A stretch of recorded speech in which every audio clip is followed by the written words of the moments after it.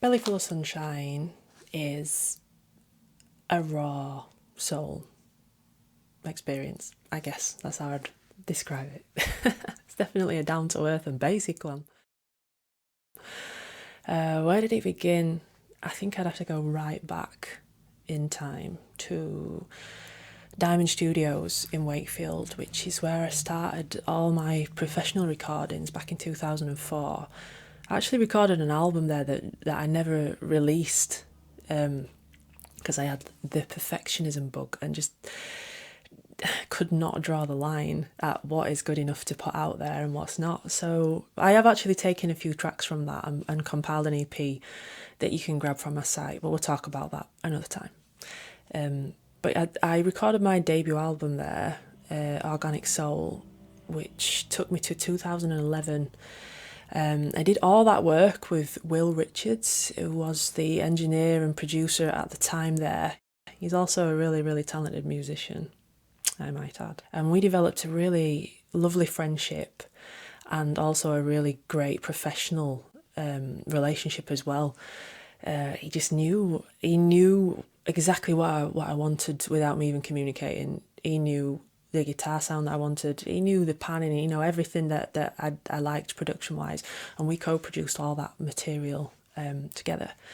And in 2011, as I was releasing the album, Organic Soul, he left and went down south to start a new life. And I was really gutted.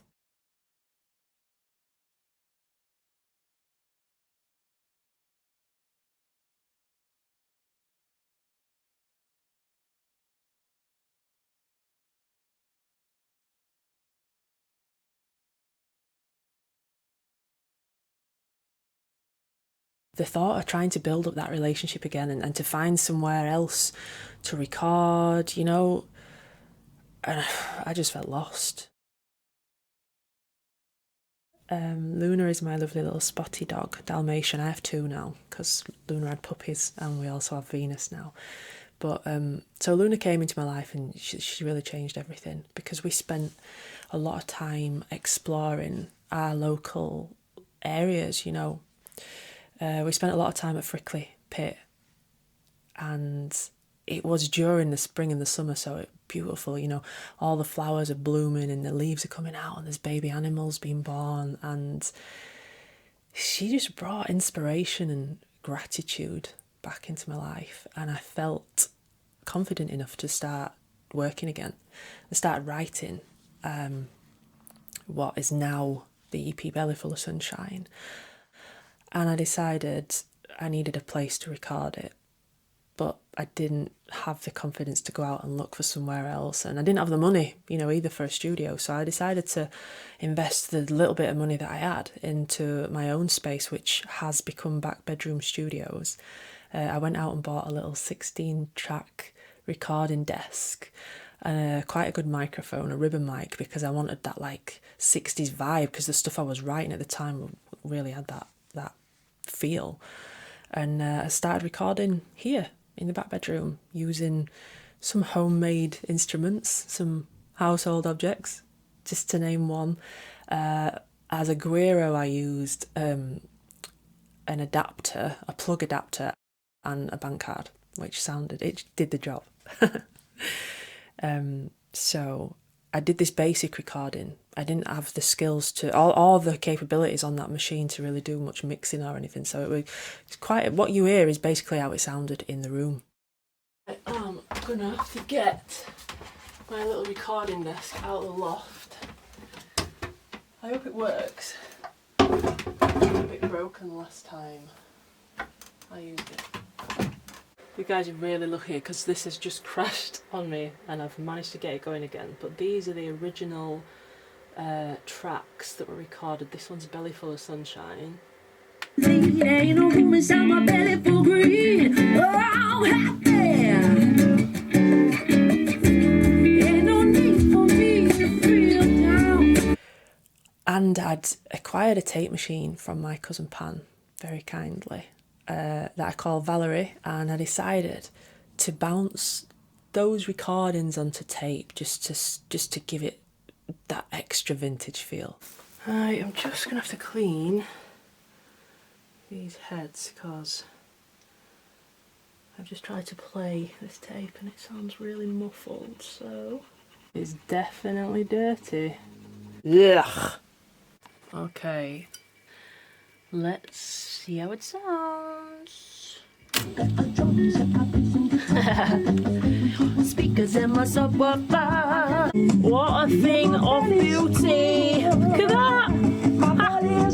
That became the master, the tape itself. I never sent it off anywhere, you know. It wasn't an amazing recording. It's the lowest quality thing I've ever recorded, actually, which were really nice for me because I had these limits. I had limits that said you can't go beyond this, and I reached the maximum capacity of what I was able to do, and I was really happy with it. I guess it kind of cured that perfectionism bug for a time. It's back now. I plugged the reel-to-reel machine, the tape machine, straight into my CD burner and I rolled off all these copies. I think I probably did, I can't remember. They're actually numbered because I made these little handmade wallets with these little drawings on. I think there's probably about 40 copies, something like that. And I had an EP launch at my local pub just down the road, which we call the Nags. And I invited a really small group of friends and family. It was just such a lovely experience to share. I guess I kind of felt naked. It's such a raw recording. And it was nice to feel that way, to feel vulnerable in front of the people that I really loved and cared about. That was such a nice experience to do that. And everybody really liked it and said, oh, you should release this properly. So I decided, right, I'm going to have to get some kind of equipment to make it, you know, I didn't feel comfortable releasing that version.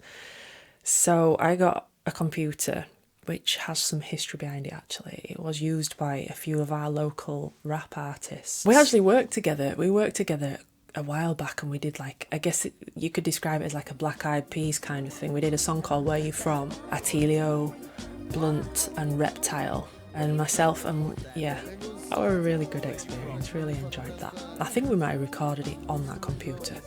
So that became my first experience at recording on a computer and using, you know, software and stuff. I'm used to, you know, twisting, you know, pressing buttons and twisting dials and things, and I found it really difficult to go from analog to digital like that.